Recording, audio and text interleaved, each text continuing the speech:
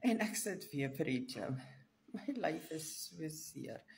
So seer, net om even so te maak, my arm so op te tel. Dis so seer.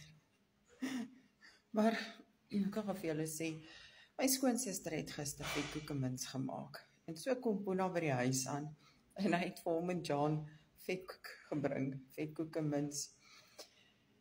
En ek is besig om te kat, so geen vetkoek vir my nie.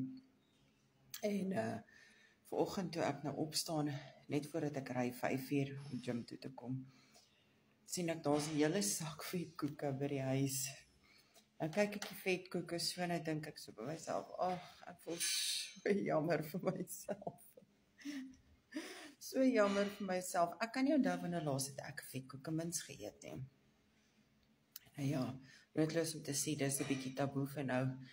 Ek sal na die 30ste November sal ek Liesel bel en vir haar sê asseblief, skoonsis, maak bietjie vetkoekemins, laat ek kom vetkoekemins eet.